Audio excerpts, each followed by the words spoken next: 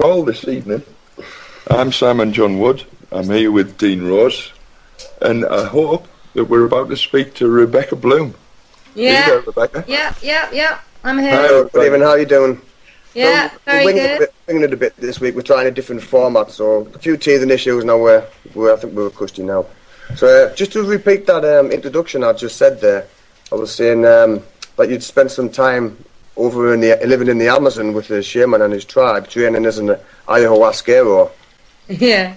So before we get into that's obviously led into the book, your author of the self-published book, The Shaman's Last Apprentice. So before we get into your hemp farm and everything, would you care to just tell everybody how you got into that and how your journey led you to where you are now? Yeah, well, it's always one of those things where you go and do something totally different, and you go for a different reason, and then the real door opens. So in 1997, I started to get this really strong feeling that I had to be in Peru, and it was like it was calling me, and actually it was Machu Picchu that was calling me. And it just got very, very strong, this feeling. And I wasn't sure about it because actually I had a boyfriend and a job, and everyone was kind of settling down around me and getting married. And really that was the path that I could have taken. But my heart was really calling, and I knew it was an opportunity if I was going to go, that almost like this door was opening. So I wrote to a man who owns a hotel in Machu Picchu, and I just said, I'm looking for a job. You don't have to pay me, and I just want to learn Spanish and basically, experience Machu Picchu. And he wrote back saying, we're looking for a cultural and activities manager. We've been looking for someone who's Western. So you've come at the perfect time, and we can offer you, to go here and come here and work and try out. And at the moment I got the job, it was like, oh my goodness, now I really don't know if I should go or not, because before it was just a pipe dream, and now I was being given a lifeline. So I went to a psychic, and I don't usually do psychics, but sometimes when you know that something's calling you and you're not sure, they can sometimes give you a different perspective than the one that you're looking at. So I went to this psychic, and she just took me by the hand. She said, whatever you do, Rebekah, don't go to Peru. She says, I see death, I see darkness. I mean, she could even die out there. Oh my God, it doesn't sound like a very good psychic. Yeah, no, whatever you do, don't go to Peru. But if you well, thankfully that wasn't a premonition.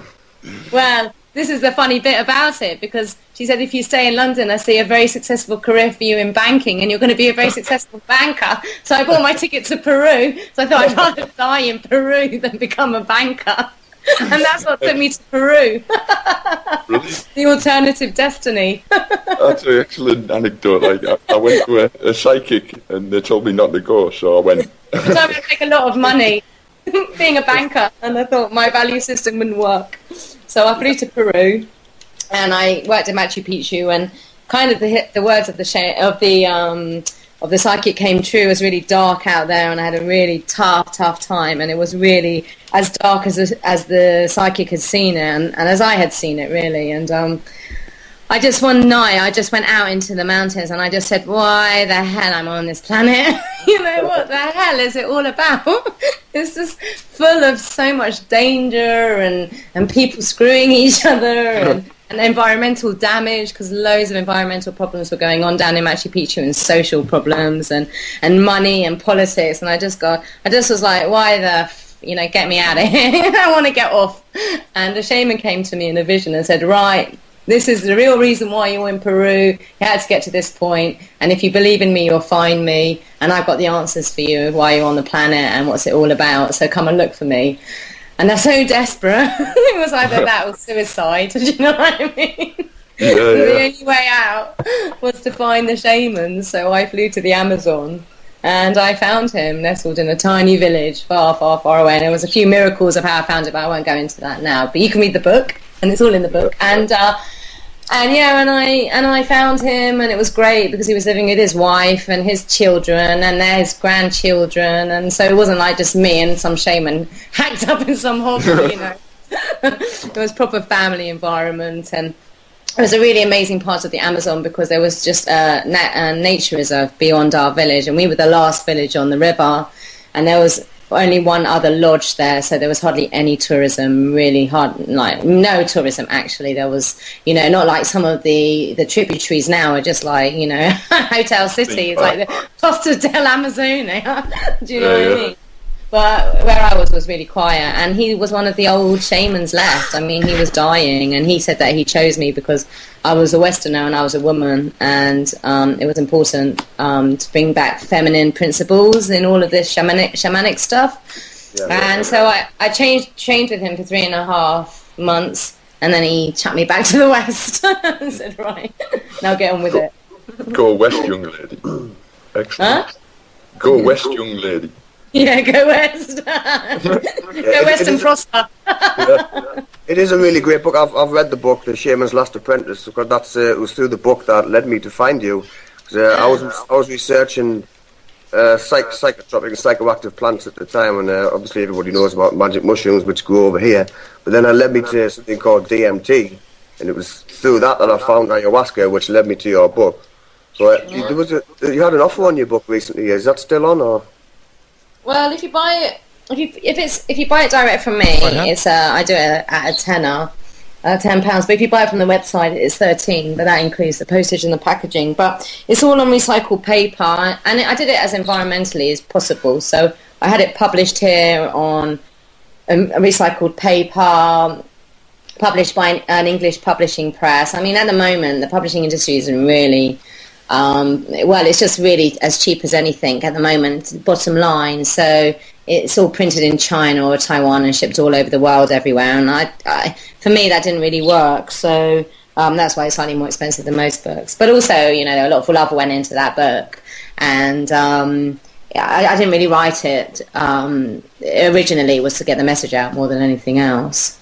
And get people to read the story. It's an ebook. Is that still like the same? No, there isn't an ebook, but I might bring out an ebook soon. I'm actually looking at maybe getting it published in a bigger level at the moment, because it's a bit of an underground book. But I think its time is coming for it to be read more widely. Really, I mean, I've had an interesting journey with the book, because it was published in 2004. And the book actually was the thing that led me to get to the hemp in a roundabout kind of way. So, the book led me to the next step, which was the hemp. And so I've had a bit of a journey with the book, but it's been great. It's been a fantastic journey and a very big learning curve for me. So it's been. And if anyone wants that book, the website is at RebekahShaman.com. REBEKAH. The biblical way. I recommend it. I highly recommend it. Oh, bless you. So, tell me how you ended up with a hemp farm in England, Rebekah. Gotcha. Oh, well, I never had a hemp farm. I just grew hemp here in the UK.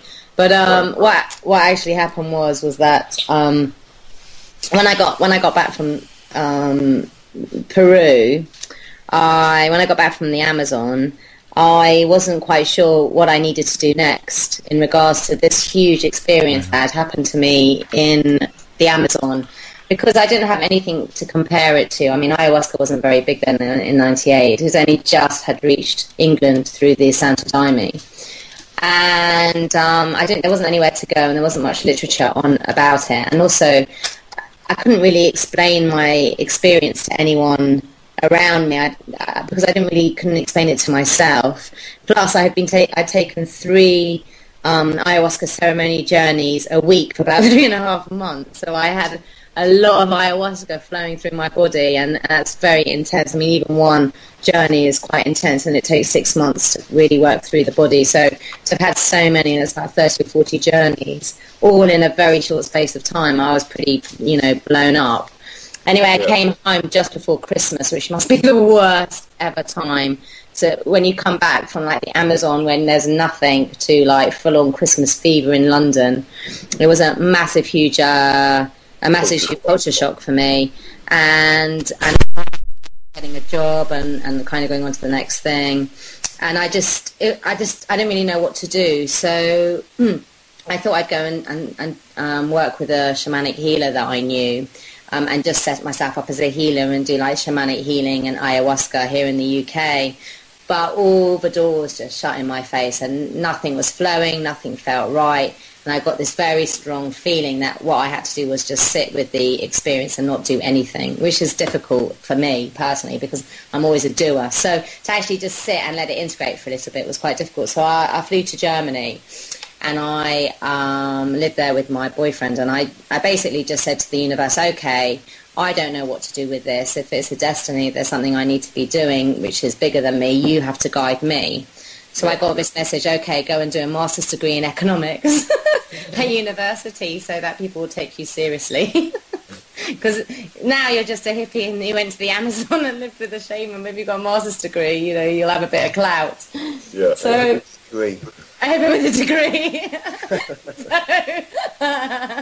so I applied and I got in, and very madly a year after I was doing this degree, and then I ended up getting a job at the World Travel and Tourism Council, which is a lobby group for the private sector in travel and tourism.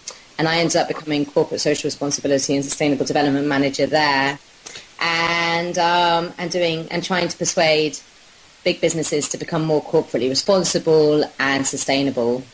And at the same time, my study my thesis, my degree at SOAS, at School of Oriental and African Studies, where I did my master's, was community-based tourism as a way of alleviating poverty in rural communities. So already looking at community-based projects, because I feel that with all globalization as it is, it's all too big, and what we need to be doing is going back towards community and it's far too corporate at the minute, isn't it?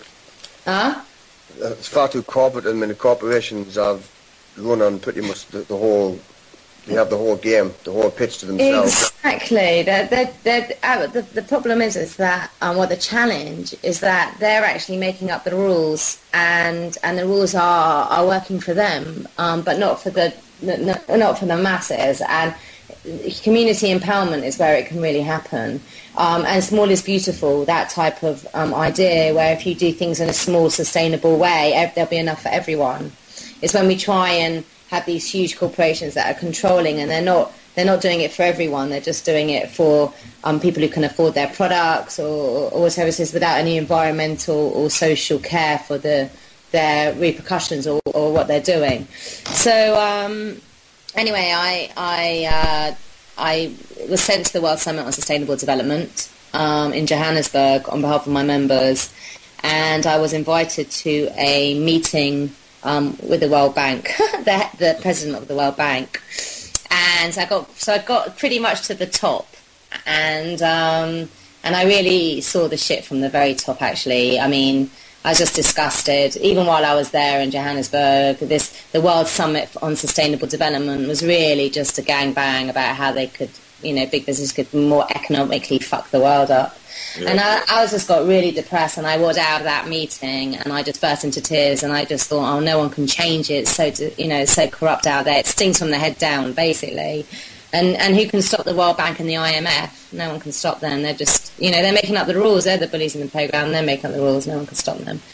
And I got a very strong message from the shaman that it was time to leave and set up my own business and be the change. And only if I did it myself and just did it properly or showed others how differently you can do it, you can actually inspire others to be the change. But I can no longer tell everyone how to do it. I just had to get on and do it. So in 2003 I left my job and I wrote the book because the message was to get it. I thought it was going to be through the book that I'd get the message out. So I wrote the book, and then for 18 months I just felt completely lost with the book, and someone sent me a dissertation on hemp, and I read it and I just thought, oh my God, this is the answer. This is what the answer I've been looking for, a real sustainable answer to some of the serious issues that we're facing on the planet right now. And so I said to the universe, okay, I've had this idea, you've got to fund me because I haven't got any money, because it went into writing the book and getting, and I tried to get the book out, you see. I tried to start up the shamanism things again, but nothing really worked. So and that's when I found hemp, and I thought, well, maybe I should be doing something a bit more rather than the shamanism, because that's natural. Maybe I need to be going properly back into business and doing something with hemp. And